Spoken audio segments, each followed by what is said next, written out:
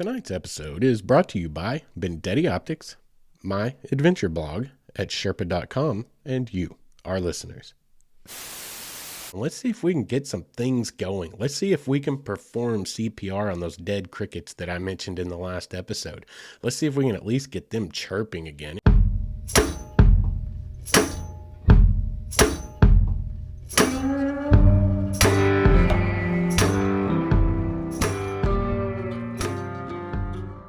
What is up, all of you wayward souls, and welcome back to the Wayward Stories podcast. Wayward Stories is the podcast where we tell stories of adventure in the great outdoors, in self-discovery, in self-creation, basically anything we do out there, our pursuits into the backcountry and the things that we love out there.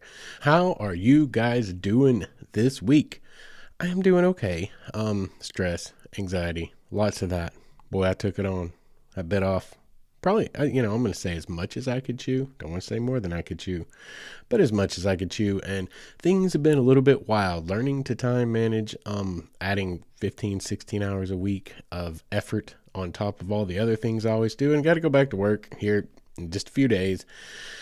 Oh boy, like back to St. Louis again. I don't know yet. I don't have a full-on destination yet for where I'm going back to, but it's been pretty much usually St. Louis in the last couple of years. If any of you guys out there are hiring for like a freelance traveling photographer / journalist / rambling, but somewhat occasionally well-spoken personality, give me a call. Or if you know anyone like that, let me know. It would be, so much less stressful to be doing things that I actually care about. I have not been sleeping well. Like it's been quite anxiety producing. But anyway, we are here tonight and we are making an episode for you guys. And this is always quite cathartic for me. It's very, very I love it. I love doing it. I quite enjoy it. So this is quite relaxing. Even though there's a lot of work that goes into this, it's work that I love. So, I can totally handle that. Anyway, we need to do just a tiny bit of housekeeping tonight before we get into tonight's topic. First and foremost, we need to talk about just our previous sponsor, which was Survival Feeling. And it wasn't really a sponsorship so much as it was more of like a co-collab situation, like a co-collaboration thing. Like they came out of nowhere right when I first started and it worked really well for me for a while. But just so you guys know, any of you that, especially that are like starting here and then you start listening back in reverse order, because a lot of podcast players are set up to play in that fashion. Just so you know, when you start going back just a couple of episodes from here, you're still going to hear an ad in the middle of almost every episode for Survival Feeling. Like they are apparently no longer functional. It dawned on me just recently. I was like, you know what? I haven't heard from those guys in a hot minute. And I went and looked and I tried to go to my creator page that with them where anything, like if any of you have ever gone and bought stuff for them where my kickback would have been totaling up, like it was a dead link and their website ended up being a dead link and apparently they've disappeared off the face of the planet. So anyway, they don't exist anymore and that kind of sucks because I've got 40 something episodes full of Survival Feeling ads that people are going to listen to until the end of the ages. Eventually I'll be able to cut them out when I get other sponsorships, et cetera, and have to be able to start going back and flagging and making that available and changing out that ad slot. But like as it stands, I've got a lot of baked in ads for a company that no longer exists. It worked for me for a while and I don't really regret it, but anyway, just to get that out of the way, if you go back, don't waste your time trying to hunt down Survival Feeling because apparently they have disappeared from the face of the planet. The other piece of housekeeping I wanted to talk about was I mentioned the Facebook group in the last episode. And I just want to reiterate that. Go, y'all. This is what they call a call to action in marketing and advertising. If you call to action and you task your listeners or your viewers with a task, they will mobilize, whatever. That's all big, fancy, majestic words for a couple of more people might actually take you seriously and do something about it. But I just wanted to point out, please do. Y'all, if you like to interact with people, y'all please go over to the Facebook group and find it. Just go to Facebook and search out the group Wayward Stories. Like, I was going to share the actual URL with you, but it's like an algebra salad. It's an alphanumeric salad, to be quite honest. So like, just go to Facebook and find my page. I believe mine is Wayward Son 119 or something like that, or Justin Miner. It may just be Justin Miner, but go to Facebook. You should be able to hunt down Wayward Stories, having that name in hand pretty easily. And y'all, do me a favor, get in there and start posting things that I can interact with, and let's see if we can get some things going. Let's see if we can perform CPR on those dead crickets that I mentioned in the last episode. Let's see if we can at least get them chirping again. It may take us a while to get to some real activity buzzing over there, but like, yeah, please do go and check it out. Also, apparently I have a page. Like, you can go and like that as well.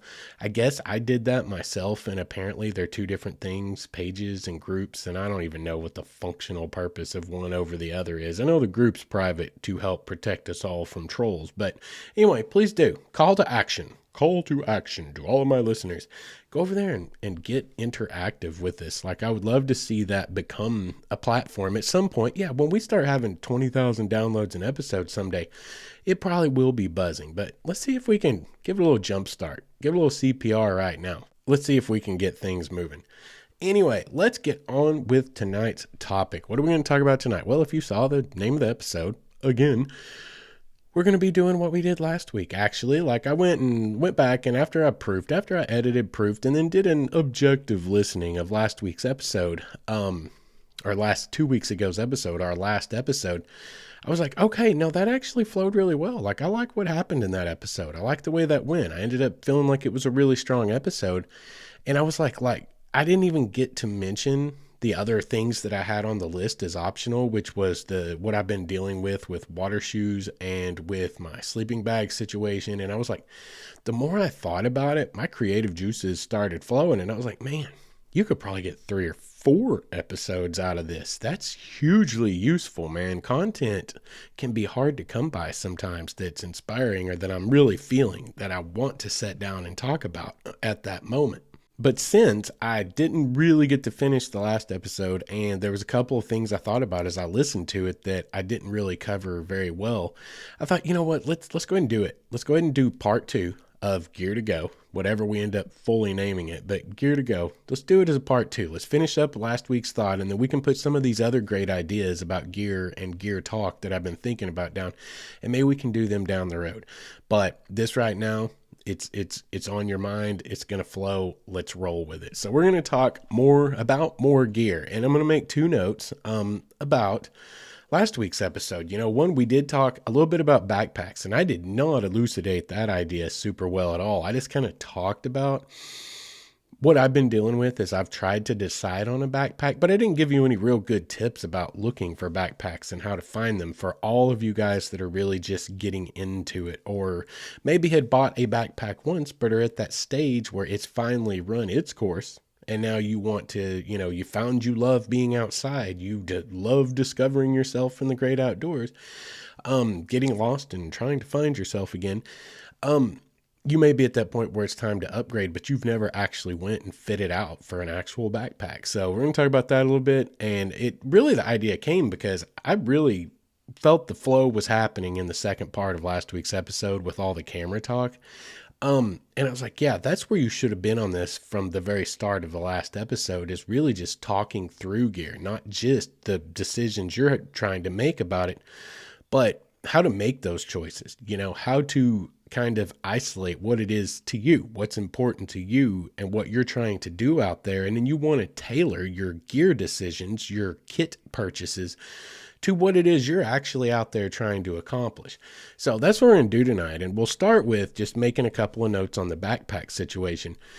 If you're a first time backpack buyer, or you're at that point where you bought your cheap one at Walmart, you got going, and now you're really wanting to just plow into it, and you're looking at this, vast array. There are so many backpacks to choose from, so many choices to make out there.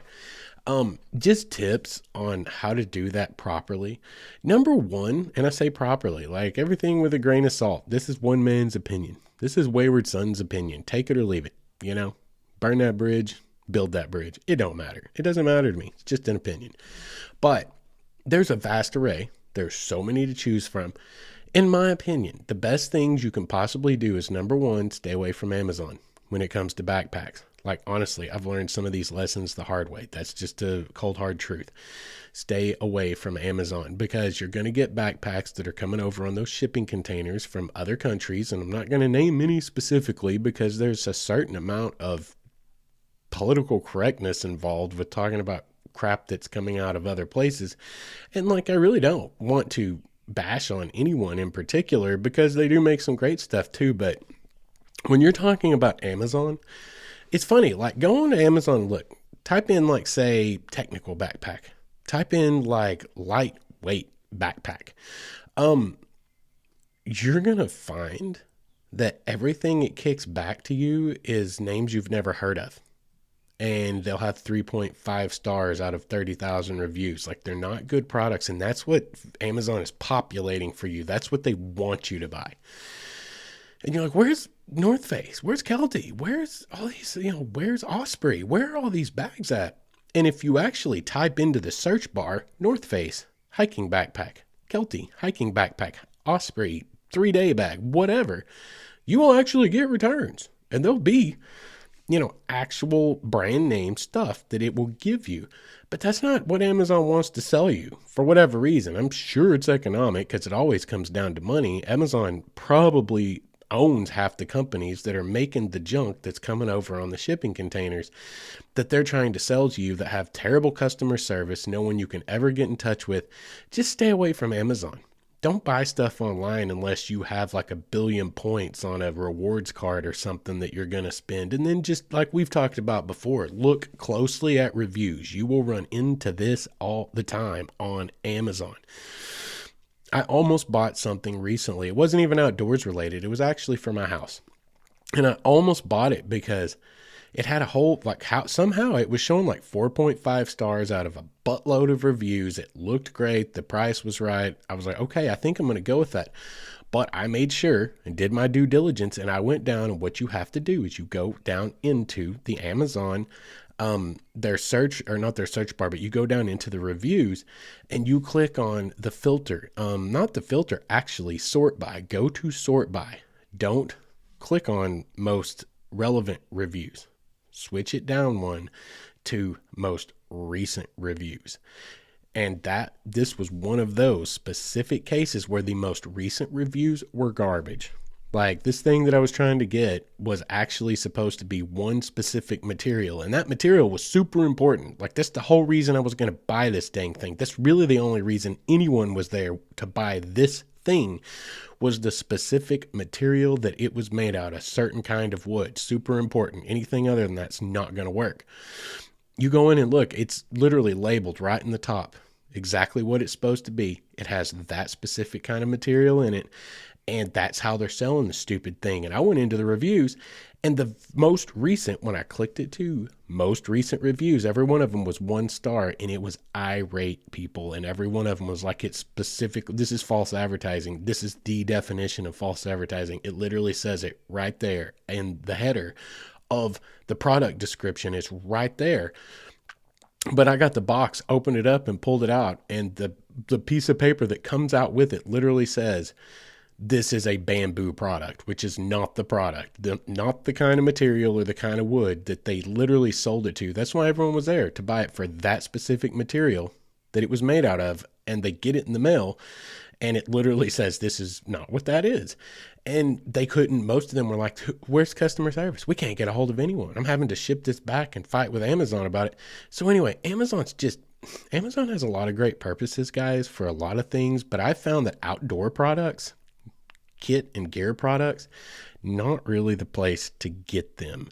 Just saying. Jeff Bezos, don't sue me. I can't stand you. I think you're a tool. Anyway, moving on. And that said, I do get some stuff from Amazon, but I'm just saying, do your due diligence. Look at the reviews. And that goes for any site, not just Amazon. It sounds like I was on a tangent, but I'm not. This is what we're here to do tonight. Talk about how to choose your gear, where to get your gear, like just ideas from me, things I've learned the hard way over the years. But Amazon, be wary. I'm not saying don't use it. be incredibly wary. Use those smarticle particles you got up in your head brain there. Anyway, moving on from that particular angle on the backpacks, when you're getting a backpack, I prefer anyway, you guys really should be going in store. You really should, because you need to try it on. You need to fit it to your body. You need to strap it, move it around, and you need to know, do a little bit of research. You're listening to some right now. You're doing research right now. Like, you are welcome. Doesn't that feel good?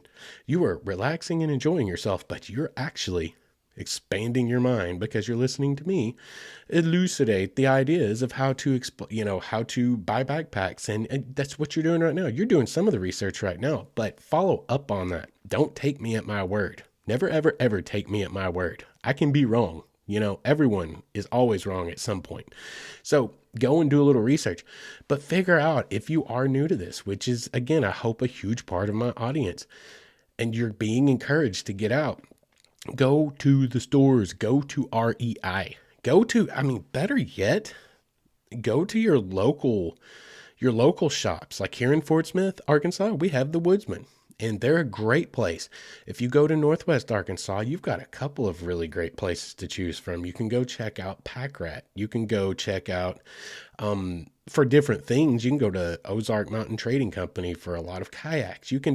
There are tons of places to go up there. Here in Fort Smith, we have the Woodsman, but try to go to your locally owned place if you can. Try to support your local peeps. And you know what? You're going to meet people there that you may make some friendships with, because guess who's there? All the people that are doing what you're doing and trying to do the things you're trying to do. Anyway, that's just my little take on the world, but try to do things local if you can, but always, at least, even if you're going to a big name like an REI or a Cabela's or anywhere like that, go yourself. Look at them, put your hands on them, feel the material, feel the straps, feel everything on it. See, does it feel like that it's really built? I mentioned in the last episode, the one I picked up, I think it's going to do what I want it to, but after a few days of messing with it and looking at it, I'm starting to have questions. I have kind of a gut feeling almost that I'm like, I don't think this thing is built well enough. I don't think it's built well enough. And we're going to talk about quality of build and how to look at that and balance that, etc., a little bit later, on a different product, but it applies across the board to everything. But go in and make sure you see it with your eyes, because you can find flaws right there. You might have a great run of backpacks from a great company, but there's actually a lemon. Lemons pop in there. QC, like sometimes they fall asleep on the job. It happens sometimes. And you get one, and if you're looking at it with your hands, the one you're actually going to carry out of the store, you can see if there's a seam popped at the belts or where it's going to carry weight on the shoulder straps. Those are things you want to look at. Turn that shoulder strap inside out a little bit. Go in there and look. Is it, triple sewed? I mean, what do you call that? Triple seamed or whatever. Look how many seams it has. Look how many stitches. Triple stitched. Look and see how many stitches it has. Do they look pretty beefy? Pull on it a little bit. Like, mess with that thing. Hands-on, tactile. Get in there and do it. See it, and you'll make better decisions. But also, like I was saying, to do your research, read up on how to wear a backpack. For all of you that are really new to this, read up about how they're supposed to fit your body. If you want hip straps, like a hip belt, they serve a purpose, y'all, and it is to keep the weight of most of the stuff in your backpack off of your back. Like, that's how thru hikers do it. That's how people who are carrying a lot of weight. I mean, gosh, in the military, rucksacks, things like that, those dudes are carrying 150 pounds on their back every day for 1.5 billion miles.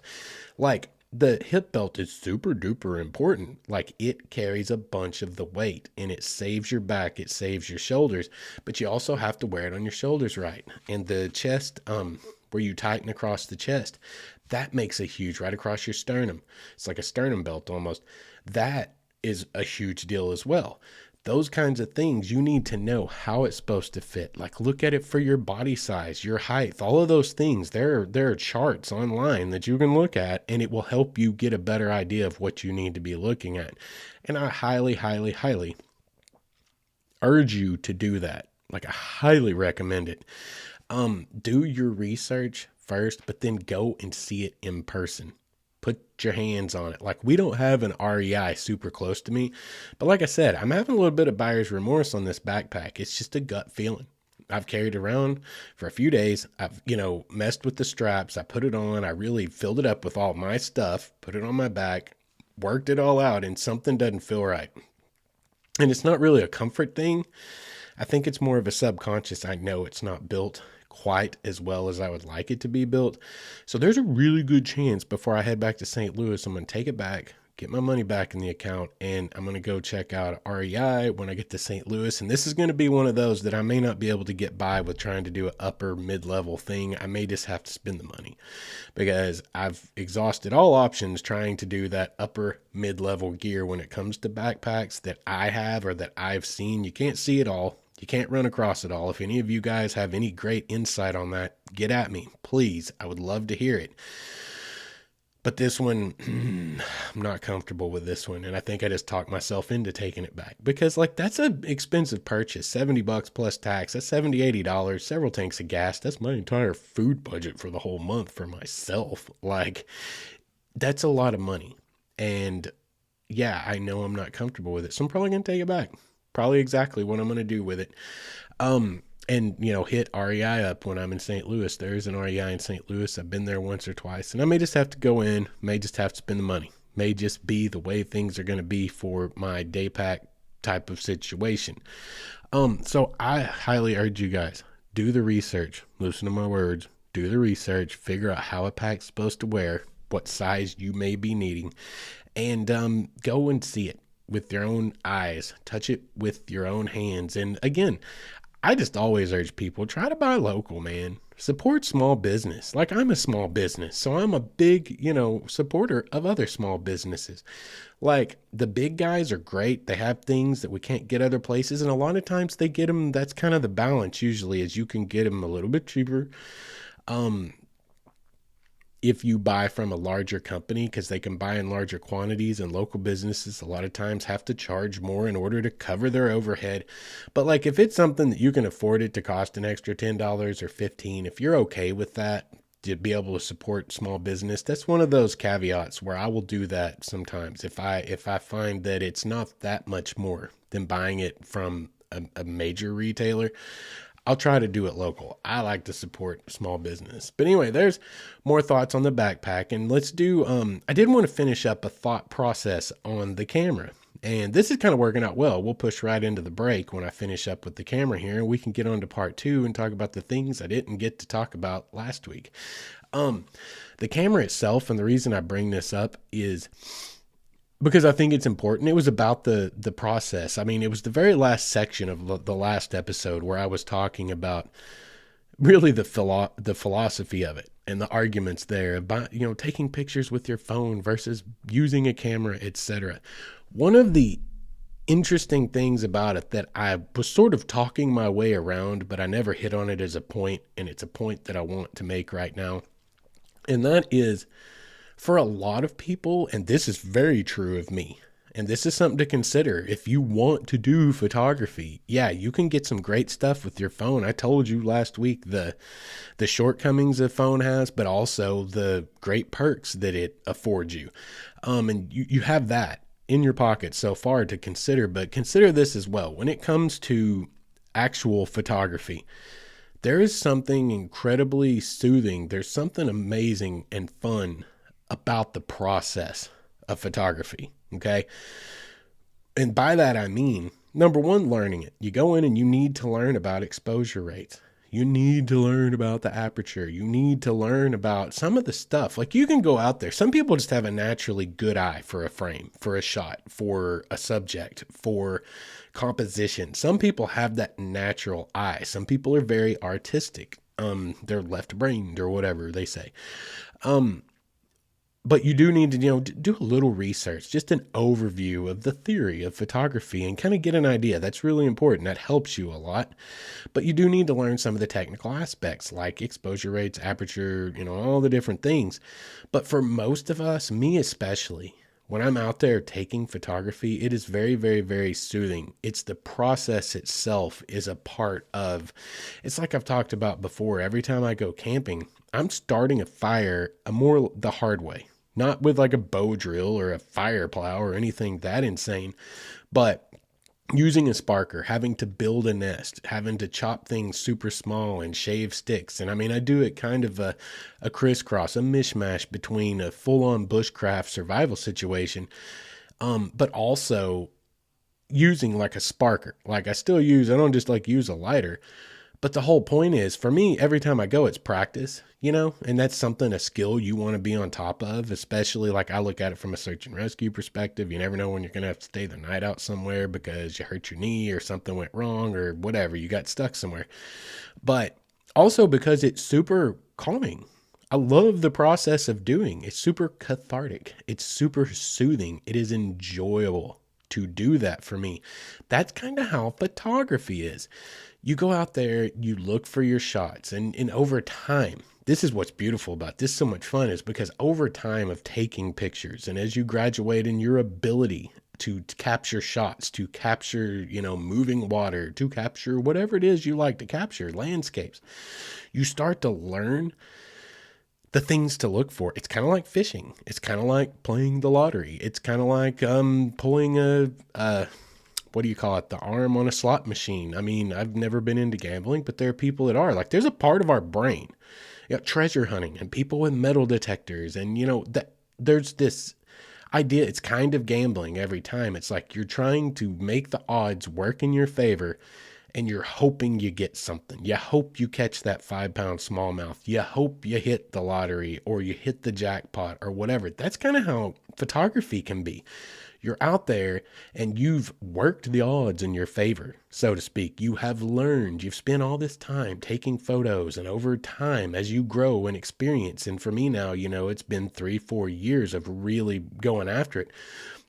You start to develop your own style, which is super cool, but you also start to develop an eye and what you like to take pictures of. And you're like, oh, hey, like, I mean, for example, like sunsets, everyone can take a good picture of a sunset if it's a good sunset. You can't do that wrong. If you do that wrong, I mean, you probably should give up on photography. That picture takes itself. It just does. It just does.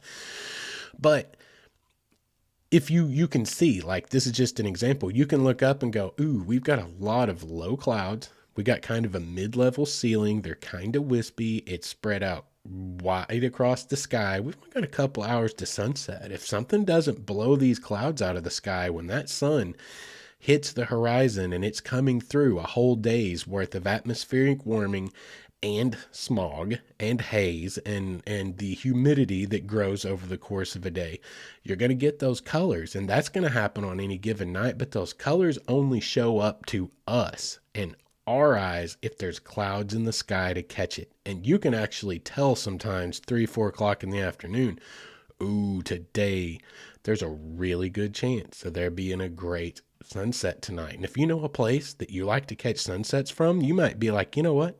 It's time for a quick little trip. That's what we're going to do. We're going on a short adventure tonight. We're going to go see, and we're going to hope that that sunset comes through for us. You start to know and recognize the situations as they shape up. And as you go hiking and you walk through nature, you hear falling water, there's possibly a long exposure shot over there. And that's part of the process, is learning about it, learning how to do it, and learning your way through it. And as you go, you learn to kind of cast your line into the proper pools. Your odds of catching that big fish go up if you know where that big fish likes to live. That's part of the process. But also, once you find it, knowing perspective, learning that, hey, I love perspectives where I have something great in the foreground. And I mean, that's any shot. There's foreground perspective makes any shot far more vast and way more cinematic and beautiful. But you go in and you start doing your process. You start finding your angle that you know will work for this and that you like to show this kind of waterfall from or whatever. And then you have to set it up. You get your camera open. You got it in manual mode or whatever, and you're going through and you're setting your exposure rate. You're setting all of these things, and it's part of that process, that procedure that makes actual photography so much fun and so enjoyable for so many of us. Take that into account if you are considering how to do photography, because standalone cameras are very expensive. And by the way, a $500 Nikon or Canon or Sony, the low end of the prosumer mid-level, you can do it ton with those. Go back all the way to the beginning of my Instagram. I've only had this new camera I talked about in the last episode for maybe a few months. Everything you see, if you go back on my Facebook 2 years to when I was in California, every stinking one of those pictures was taken on a Canon Rebel T7, I think, T6 or 7. $399 at Best Buy, and I bought stuff to go with it, and some filters and things to work with that one. But y'all, I got some decent Astro out of that. I got some amazing long exposures that were featured in calendars and on Arkansas State Park's website. $4,500 low-end prosumer is more than enough. But I will tell you this, and I always suggest people start there because it will teach you photography. To get that stuff out of that camera, you have to do your research. You have to learn about shots and how to make a camera perform. That's the only reason I ever upgraded, is I knew after 3.5 years of owning that camera, I had maxed out what it could do for me, short of spending a lot of money on upgrades. And I was like, well, at that point, why don't I just upgrade the camera, right? But they're great starters because they make you learn. If you want to do some long exposure, you have to learn about exposure and light. Like, you need an overcast sky if you don't have this bad A filter strap on the front of it. That's something to take into consideration. But when you're thinking about buying a camera, if you want to, if you're into that, if you think you might get into that, snapping pictures with your phone is great. If all you want to do is take pictures and share them with your friends and your followers on Instagram or whatever. But if you actually want to enjoy, say, the art or the technical side of photography, you might want to go with an actual camera, because I highly suggest it on that end of things. There's something really, really, like I said, cathartic. It's very calming. It's very soothing to sit there and actually go through the processes, go through the steps. And I don't know, I love doing that. So that should play into your decision-making processes, which is what the whole half of the last episode kind of turned out being when we were talking about cameras. And I think I missed that. That's an important point to make. There's a big difference in point and click in the actual process involved, and so many people thoroughly enjoy the process of photography. Oh, and one last note. Don't cheap out on a tripod. People are like, how do I get crystal clear, crisp photos? You have to have a good tripod, and a good one. You can't cheap out on a tripod. Listen, just take it from me. Go online, Google it. Everyone's going to say the same thing I am. You cannot cheap out on a tripod. Number one, they're flimsy, they'll break, and it's useless to you. But number two, they're unstable. The way you get crisp photography, the way you get great crystal clear pictures, is for the camera, you not to be even touching the camera when that picture snaps. You set the timer, the self-timer on the camera, to a 2-second delay. You set up your shot, you push the button, and you take your hands off of it, and you need a stable, solid tripod. I have a really awesome one that I picked up at our local camera shop, Bedford Camera and Video, a Ben Rowe something, but it was over $100. It was $100 almost exactly, actually. It was either 91 and came out around 100, or it was 100 and came out around 109, something like that. That was a hard decision for me to make. That's a hard gear purchase for me to decide on for a tripod, but I care enough about the photography, worth every penny. And I'm here to tell you, you cannot do the kind of photography that you want to if you're really into it on a crappy tripod or without one. Now, yeah, you could do sport photography off the shoulder. If you've got super great light conditions, it's really bright outside, got a super high shutter speed. But the point is, when you're doing landscape and things like that, where you need contrast and you need depth of field and you need that camera to have a longer shutter, like exposure rate, that camera has to be absolutely static, completely still. And the less that you're touching it, the better. You need a good tripod. Take that into account. Anyway, we have more than rolled on to the commercial break. We've gone over time a little bit, so let's go to the ad break. Let's go hear a word from our sponsors, and we will catch you back here in just a couple of minutes and get back into the other half of the episode. What is up, all of you Wayward Souls? I want to tell you guys about our newest sponsor, Bendetti Optics, a brand based right here in the good old US of A, Portland, Oregon, to be exact. And I bought my first pair of Bendetti sunglasses about 1.5 years ago and fell in love with them, so much so that I got online and ordered a couple of more pair. And when I did, there was a small shipping snafu, an order fulfillment snafu, and I got on the phone, gave him a call, and guess what? I get a call back from who? One of the big men themselves, right there in Portland, from the top of the chain.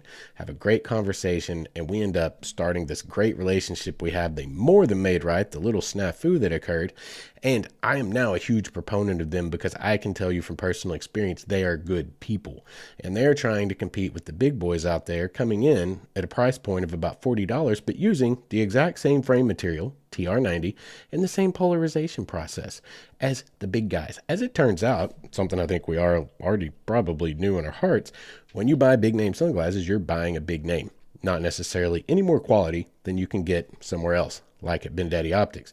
They have 29 different styles. They have multiple polarization options for whatever climate you happen to live in. And they back it up with like this lifetime guarantee that if your dog eats your sunglasses, it doesn't matter how you break them, send it back in with a check to cover shipping and handling and you're golden. You got a new pair on the way. These guys are truly trying to do it right. And they have this philosophy that a really good pair of sunglasses should not cost you so much that you are afraid to wear them. And I think all of us outdoorsmen can relate to that. So if you guys, like me, are very practical and like to get more bang for your buck and wear some great looking sunglasses, check out BendettiOptics.com. That's BENDETTI optics.com. Or you can go over to Instagram /BendettiOptics. And that I highly suggest, whether you buy a pair or not, just to check out the cutest pupper you'll ever see modeling sunglasses. Once again, that's BendettiOptics.com. And make sure and let them know Wayward Stories sent you. And welcome back. Thank you guys for sticking around, hanging around one more time through another sponsor break. It means the world to us. If you support those sponsors and you let them know we sent you, it just helps us, guys. It helps us out a lot. So let's get on to the rest of tonight's episode. Let's get into talking about sleeping bags. Like, that's one of the things that is currently on my plate. Okay, the sleeping bag I currently own it's a modular sleep system produced by and for it's produced for the U.S. military. And it's a great sleeping bag. And here's the thing about it. And we're going to talk about this a little bit in depth because this is a great object lesson. This is something that we can really put on a pedestal here and we can look at that will help to really express and contrast the different things you're looking for. And this is valuable in any gear purchase, but this sleeping bag is a great example, kind of a great template for when you go out and you're trying to choose gear, especially when it comes to hiking, anything where you would like to be lightweight. This system, it's called it's modular sleep system. It is used in conjunction with the ECWCS, which is the extended cold weather clothing system produced for the military. This is good quality stuff, y'all. Like, about the only thing the military makes for its soldiers that isn't any good is like the boots and the food, from everything I've heard from everyone that has ever served, that has been my former brother-in-laws, good friends, that they all buy their own boots. Like, they all buy their own boots and they complain about the rations. But like, all this other stuff is killer stuff. And that's why I bought it, because I'm an over prepared kind of guy. Like, I tell you, I should probably have a whole nother YouTube channel, and podcast just called like Practical Prepper. Like, okay, I'm not an end of the world prepper, because I learned a long time ago the hard way after I'd been brainwashed to believe that it was all coming down, and then figured out that no, it's not. And then I let my logic and reason come back to me for a split second, because I am a history nerd, and started thinking about, you know what, people that lived through World War II, God, if anyone ever had a reason to believe that the end was nigh, it was people in World War II, basically anywhere but in the U.S. We had it pretty good. But in Europe especially, or World War I, or God, Europe's taken a lot of beatings, y'all. Good grief, the Black Plague, God, in 999 CE, for example, like, did you know this? Synagogues, churches, houses of worship, the world over, but especially over there in Europe. Maybe it wasn't the world over, but definitely in Europe, were packed with wailing people begging forgiveness from whatever God they believed in, because they were just convinced it was the end of the world. Like, it happens all the time, and then it never actually happens. So, like, I was brainwashed for a minute, and I like overbuilt stuff. I like stuff that's going to last forever anyway. It's practical to me. So I got this sleeping bag kit because it's built to withstand temperatures when you use it in conjunction with Equix, which is the colloquial way of saying ECWCS, like the undergarments that I talked about in the Firecraft episode, for example. I talked about my thermals. I still huge proponent of those. No drawbacks to those. Give them a try. Go listen to the Firecraft episode to hear all about it. But this sleeping bag, it's an incredible bag, y'all. It will get you to negative temperatures. It will get you below 0 degrees if you use it in conjunction with a great set of thermals. And if you just go in your full hiking clothes, that even gets you a little bit more insulation. It's essentially a modular system. It has 3 pieces. It has 5 pieces, but 2 of them are stuff sacks. It's got 3 pieces, essentially. It's got a patrol bag, which is like a 50, 60 degree bag. And then it has like an intermediate bag, which is more like maybe a 30, 40 degree bag, somewhere in there, generalities. And then it has a bivy cover that's basically just waterproof, but does not provide any insulation, except for it does create one more layer to trap heat when you add it to the whole setup, right? That's how this is set up. They're intended to be used together. Like if it's 50 degrees outside, use the patrol bag. If it's 30 degrees outside, use the intermediate bag. If it's 0 degrees outside, put the patrol bag into the intermediate bag, and boom, relatively nice and toasty. If you throw the bivy on it, it gets nice and warm, and also it's waterproof. It's literally kind of its own shelter. See, that was a part of my thought process. Not only is this going to get me to the most extreme temperatures I should ever have to face, it is also waterproof. It's its own standalone shelter.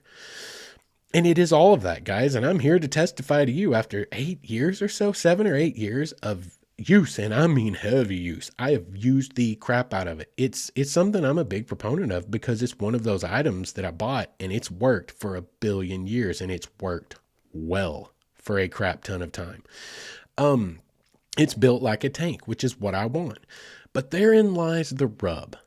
When something is overbuilt, it is heavy and it is bulky, and my needs have evolved. As a human, I have evolved and my needs have evolved, and that is going to be true for all of us always. And that's why it's a perfect thing to talk about here tonight, because we're talking about how to choose gear and what choices you make and things to consider when you're making those choices, right?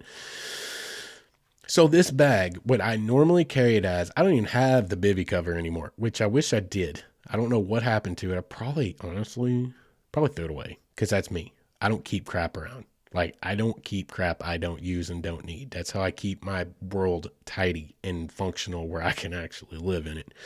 But it cannot be found. I tried to, because I'm planning to sell this bag and fund buying another bag. And that's where I'm at right now, is trying to decide what to do, like what kind of bag to get. But to continue and finish telling you about this modular sleep system surplus from the military, it weighs 7 pounds. Just the patrol bag and the intermediate bag. That's how I roll. It's just those two stuffed in there. And it's like 12 inches by 7 by 7 or something in its stuff sack. It does stuff relatively well. It weighs a ton. With the bivy, it weighed 12 pounds. Okay, y'all. Oh my God. That's ridiculous. That ain't for hiking. Like, let's just leave it at that. That ain't for hiking. That's a great car camping bag. That's a great if you want to prep for the end of all, even though you're going to be disappointed because it's not coming. That's a great bag for it. It's going to cost you a pretty penny. Y'all, it costs $250, something like that. I mean, you can get nice North Face bags for that price these days. But that is part of, too, the world's still stuck in survival prepper mode and end of the world mode. So all the prices on military surplus gear has been through the roof for a few years now. It goes through peaks and valleys and spikes, with the newest threat to our constitutional rights or what the heck ever. But it always goes, because then, nothing ever happens and we move on. But it's a great bag to be built. And if you are a car camper, it's a great bag, but it weighs a ton. Hence why I'm trying to buy a new bag. That's where I'm at. Here's the thing when it comes to, this is the contrast we're going to talk about. You want quality gear, right? You want well-built gear. But with well-built, inevitably comes weight and bulk. Okay, now that is within reasonable price ranges.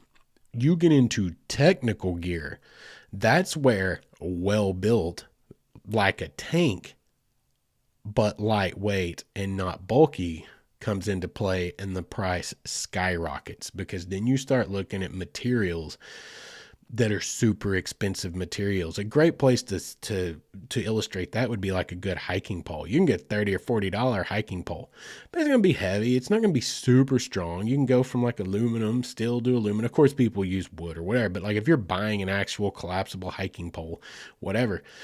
But then you start getting into, you can spend $200 on a hiking pole, way more than that actually, for people that are doing big stuff like attempts on Everest or whatever. But you can go in, you go look at what a hiking pole that's made out of like some kind of a carbonate material, some kind of a new age type of metal, some type of a, what do you call that? I just went blank on the word, y'all. I've got a billion things happening in my world and in my mind, and it's a obvious word, a composite material. See, there it was. I just had to talk in circles for a second and I'd get there. You get into stuff that's like graphites or whatever, the composite materials, super lightweight, extremely lightweight, super strong, super durable, whatever it is. But the cost skyrockets because the material is expensive to create with, to purchase, to make these things. But also, like, you're buying for the aspect of the engineering that went into it and all it's a whole nother world. So if you're trying to keep things like cost effective, you have a battle that you have to fight here between weight and bulk and it being built really well, or it being light and compact and not being built quite nearly as well. And that's the battle that most of us face and that I face. And why we're talking about this tonight is I'm still on the fence going back and forth. I'm trying to get something that weighs less than 4 pounds or 3 pounds. Ideally, I would like it to be under 3 pounds and roll up to the size of like a softball or something, actually punch down to something nice. Softball's a little small, but I can't think of another sporting, maybe a football, but something that'll actually fit in a pack. I need it to fit in a Foot Locker in the back of my ride until I need to put it in a pack, but I need lightweight. I want it to be small. I'm sick of having this gargantuan behemoth, Abrams tank of a sleeping bag rolling around in my back seat. So how do you do that? And that's the wall that I'm up against right now, because I'm online. I've been looking and looking and looking. I've gone in stores, of course, as I mentioned a while ago, that you should do, but I've been looking everywhere. And I've found bags that are 0 degree bags. You're like, why do you need a 0 degree bag, Justin? You live in Arkansas. I run cold. I have a thyroid condition and I run super cold is one reason. But on top of that, I'd like to go places where it's super freaking cold, like Colorado. Like, I like to be, again, over prepared. You can take a 0 degree bag, and if you get hot because it's only 25 degrees outside, unzip it, and it's nice. Totally good to go. I like to have, it's like everything. It's better to have and not need than need and not have in most situations. And I want my sleeping bag to be that way. So I found some 0 degree bags that are reasonable prices, between $100 and $150 by name brands that have good warranties. And usually a lot of times you run into this, and this is something to consider when you're purchasing. A big name brand with a reputation, more often than not, is going to make a pretty good quality item because they do have a reputation to hold up, or uphold, not hold up, uphold. If North Face suddenly started making crap, people would freak out. It would be a big deal, especially in today's age, especially with TikTok, especially with Instagram, especially with social media engagement so readily accessible. Y'all, people have burned down entire franchises before. Like backcountry.com, that whole stupid, when they copyrighted the term backcountry. Oh my God, do y'all remember that? That was a huge controversial deal. Huge people, huge names in the outdoor world, in extreme sports world that used a lot of their gear, started making TikTok videos and Instagram videos peeling their backcountry stickers off of their boards, their cars, their luggage, their whatever. Like, people boycotted backcountry. And I haven't ever seen the fallout because I wasn't that interested. But for a couple of months, that carried on before I quit paying attention because it just dropped out of the zeitgeist for me. But y'all, that's a huge company. And they made a huge snafu. They did something absolutely ridiculously stupid. And people were like, F that. And they got on the boycott wagon. So you have to these big companies can be and are super conscious of what they're putting out there for the most part. So a lot of times you can trust that, or they have a great warranty situation. Like, that's also a big thing to understand. So sometimes that's good to consider. That can be in your corner, is they're probably going to put out good gear. You may pay more for it, but it is probably going to be good, or it's at least going to be backed, and it should be a part of the consideration process. And here's the thing, a lot of the big names that you've all heard and you all know, they are offering some mid-range stuff. A whole lot of them, sleeping bags, like, yeah, you can get in North Face or Kelty or Marmot or any of these, that put stuff out there into the way high-end dollar ranges. But like, Kelty's got a sleeping bag right now that I'm actually really interested in, that's coming in at about $109. The thing is again, at those price points, it's not as lightweight, it's not as compact. Actually, the weight I'm totally cool with. I've been carrying around 7.5 pounds of Abrams tank sleeping bag for the last friggin' however many years. This thing comes in at like almost 3.5 to 4 pounds. I'm like, well, that's half the weight. The weight's fine. I'm with the weight, but it doesn't pack as small as I want it to. That's back to materials, cost of materials. You pay for what they call technical equipment, and technical equipment literally just translates to lighter and more compact. And that's what we're after here. So keep these things in mind. You can go out and buy some really well-made stuff like a military surplus bag. And if you do, quick note aside, you just make sure, and when you order, that it says never issued. That's what you're after. Military surplus, never issued. It'll come still wrapped in cellophane. It's never been on a soldier's body or whatever, while he was out there sleeping in the field on patrol weekend or whatever. But always get it never issued, because I had one before that one that had been issued, and it was garbage. Y'all, I think it came from Vietnam era. It stunk. It was woodland camo. It was junk. It was absolute junk. It wouldn't keep me warm for anything. So if you do get one, they are great. They're well built. They'll last you a million years. I can testify to that. But it's military surplus. It's overbuilt. It weighs a lot. Because one thing about soldiers, like, they'll put them in some good gear that's going to do its job and not wear out super fast, because that's financially makes sense for the military. They're not super concerned with the soldier's comfort. Like, okay, well, you already carry a 130-pound ruck. Well, what's another 12, 15 pounds on there? Here, have a sleeping bag.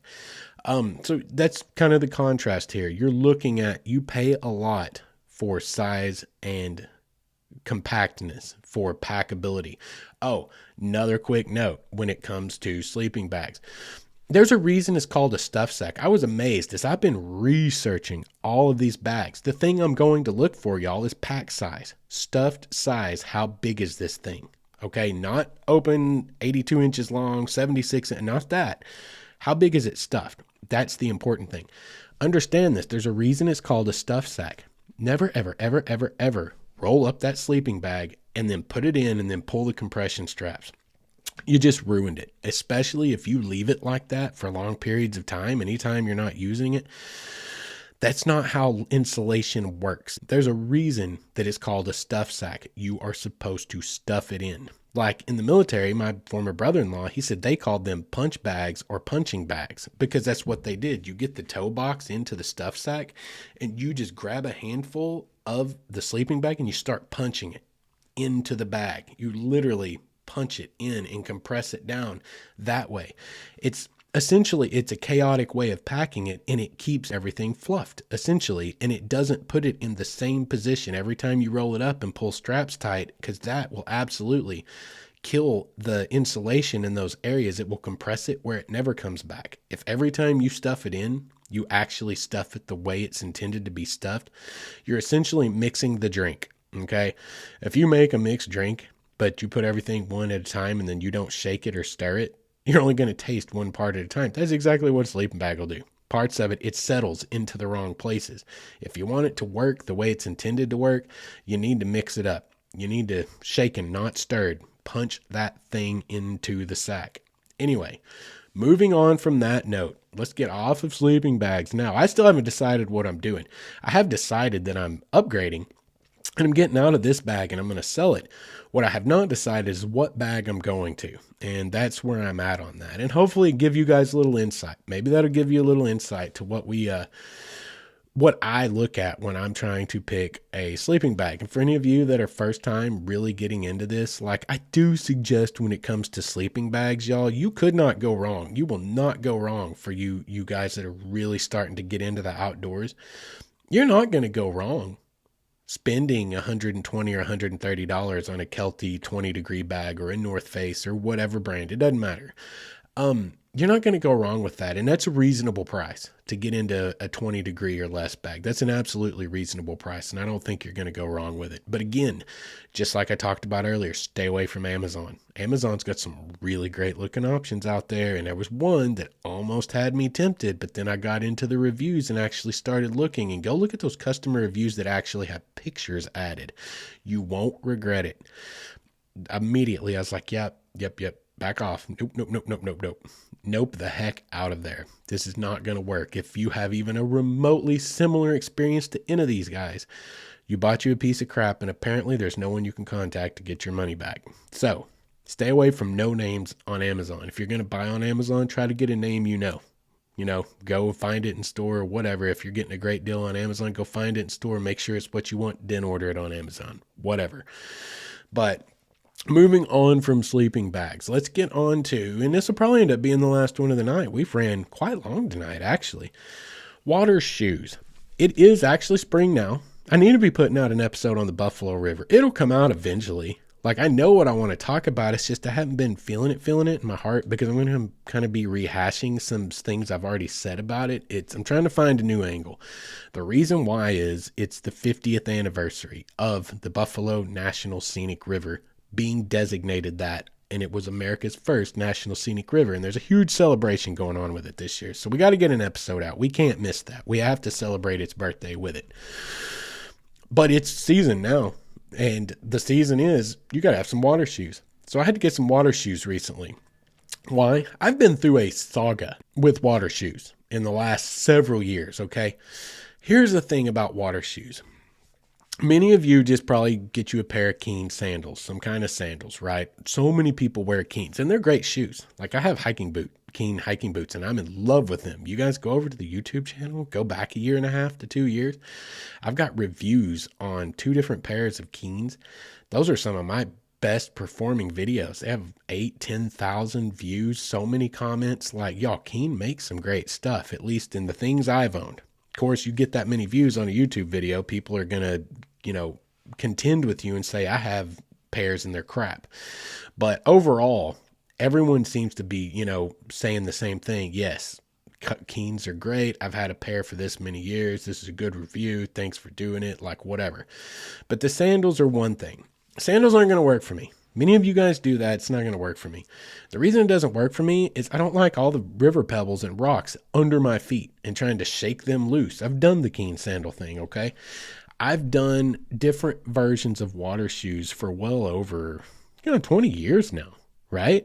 I mean, I've been doing the rivers for 22 years, whatever. And I learned a long time ago, and I want to talk through this in a little bit of detail because I want you guys to have, just a perspective. And you may think, you know what, I should probably try what he's talking about. Wow, that really resonates with me. So I'm going to talk through it here in a little bit of detail. I did it the sandal way at first, and it always drove me insane. And also, you run a very real risk of stitches on your foot. I've been a part of several expeditions where someone ended up needing stitches, like because the sandal slipped a little bit, or they kicked a rock when they were in a rapid and they came out, or what the heck ever. And y'all, it'll split your foot wide open. Sharp rocks happen fast. Also, broken bottles. There's a lot of broken beer bottles in a lot of the rivers that get floated around these parts. Much as sad as that is, it's true. And you have too much open, exposed foot. Like, and you use your feet for everything. As soon as you get out, you're on your feet. Like, they're kind of dangerous. And also, they're super uncomfortable. Like, that's the bottom line for me, is they're super uncomfortable when it gets to having rocks underneath your feet. So I know I'm not about the sandals that's where I started. And I started getting into buying water shoes. And you just bought the cheap ones at first. You bought them at Academy. You bought them at Walmart. They still make them to this day. They're $15. They more or less enclose your foot in their mesh. Like, you know what I'm talking about. Those are too cheap. Like, they don't stand the test of time at all. They won't stand the test of a whole summer. They'll barely stand the test of one river trip if you really get out and move around and do things. And they also can be very dangerous because they're so thin. The material is so thin, right? I've been through all the gamut of everything. Well, I told you about several episodes ago, I think in the yak packing episode, I told you about the best pair of water shoes I ever owned. Pair of Wolverines. That year, they went out of production. I've never found another pair.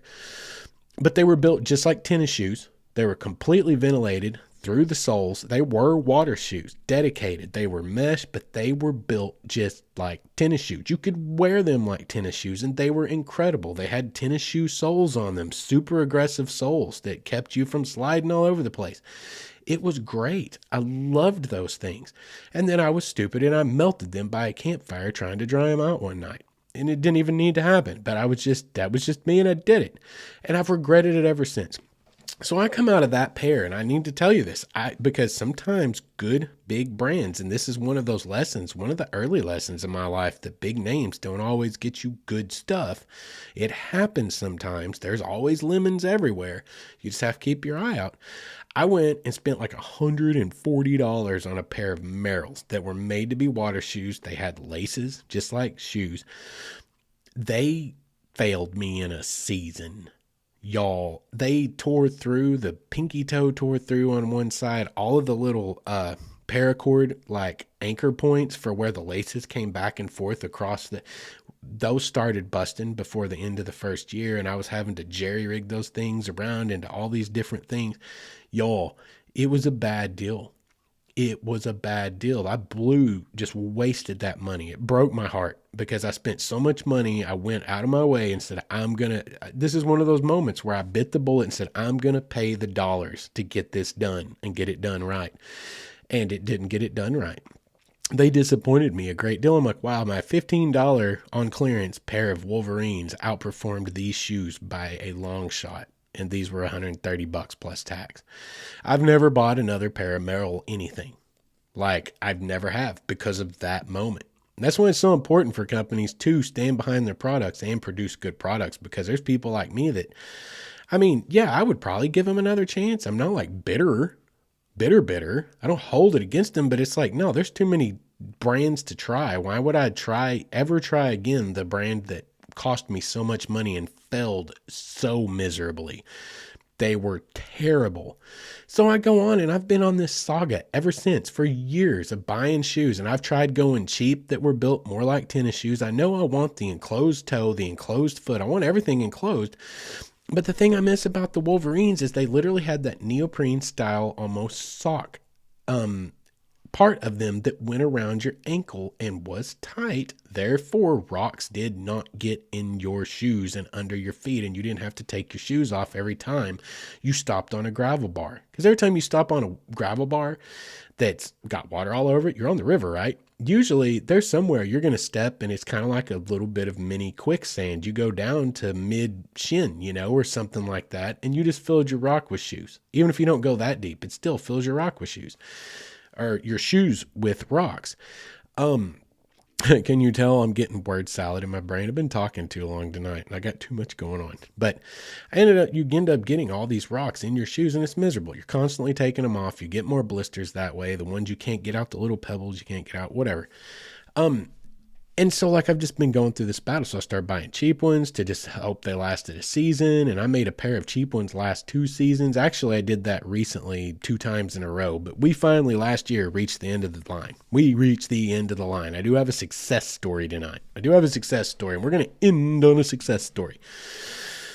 I did this in the past and up until like last year. And at the end of last year, I finally said no. Those stinking $35 water shoes that you bought in the Smoky Mountains when you went to Tennessee and did your, that episode, Fish, Hammocks, and the Great Smoky Mountains. Go back and listen to it. That's when I bought that pair of water shoes, and it's lasted me over 2 years. Dang, it made it almost 3 years, didn't it? It made it 2 full seasons, I think, 2.5 full seasons. But they were like, I was literally band-aiding them all the time, having to fix this lace and that strap. They were garbage. They literally just got me on the river, and I knew I was expecting. I just have to dump them out because I wasn't going to settle again. We're back to that bite the bullet. It's time to get something that works. Wasn't going to settle. So I've done all this shopping for the last couple of years. I've been keeping my eye open. I mentioned that in the last episode, head on a swivel. See, this is how it works. You get your head on a swivel. You're checking stuff out everywhere you go.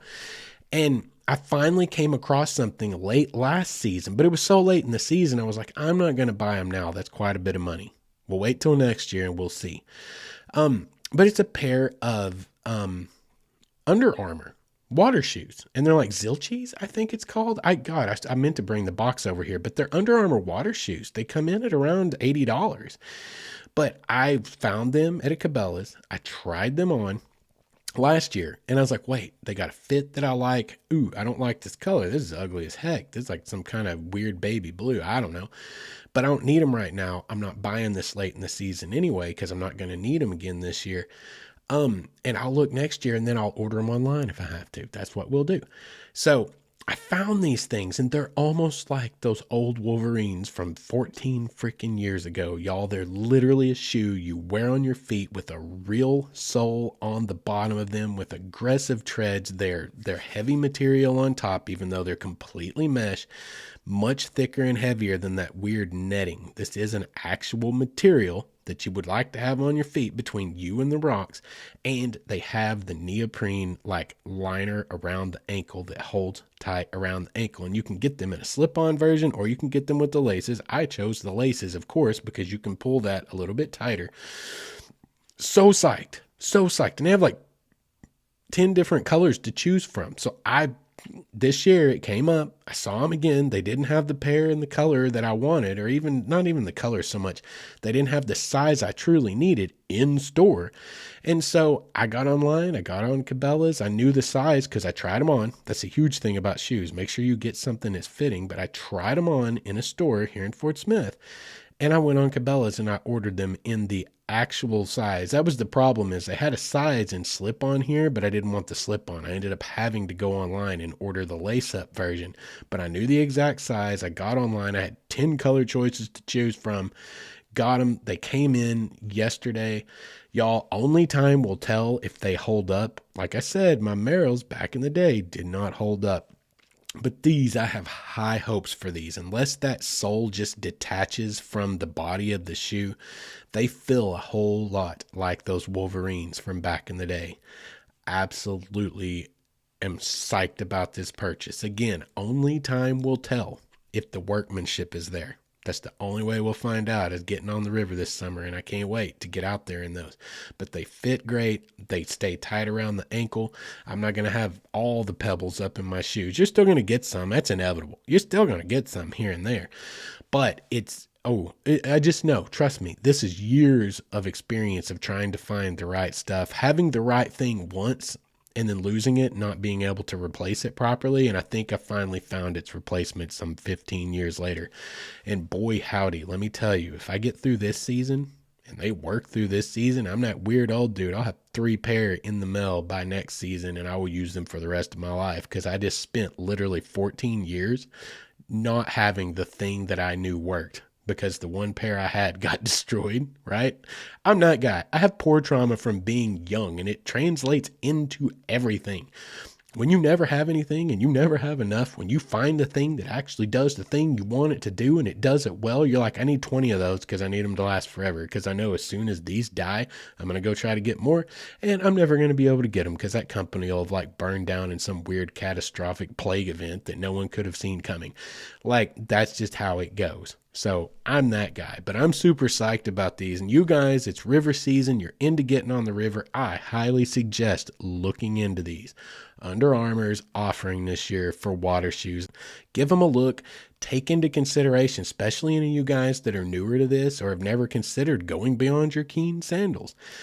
Consider that. If it dawned on you, wow, it would be nice to just have a pair of freaking tennis shoes that I can wear in the water. As soon as I step out, everything drains out of it. Like, they're incredible. It's incredible. They are made to be submerged. Look into it.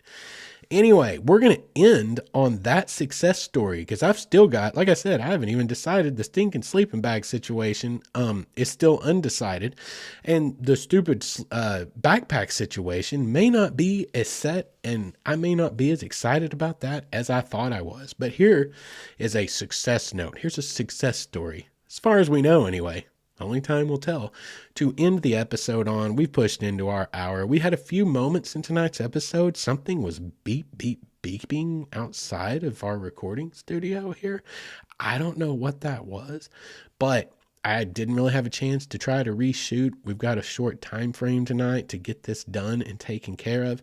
I appreciate all of the understanding that you guys show to me when we have all these weird external noises that come in. That's just life in the modern world. Anyway, we're going to wrap it up for tonight. Again, I appreciate you guys. I'm glad you guys joined us this week, and I look forward to seeing you again in 2 weeks. Until then, you guys please go over to the Facebook page, check out the Facebook group, as I mentioned earlier. Basically just go to waywardstories.com. It's the nexus of everything. Go there. You can do a contact form there if you want to talk to me in an email. You can go to Instagram. You can go to Facebook. You can go to Twitter. You can sort of find everything from there. waywardstories.com. If you want to write a direct email to me and share stories with me, mywaywardstory@gmail.com.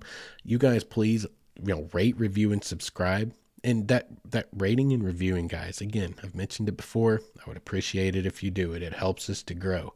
Until we meet again in 2 weeks, you guys go out there. Think about buying you some new gear, but whatever you do, get the heck outside. Go explore. Go create yourself. And until next time, you guys be good to each other.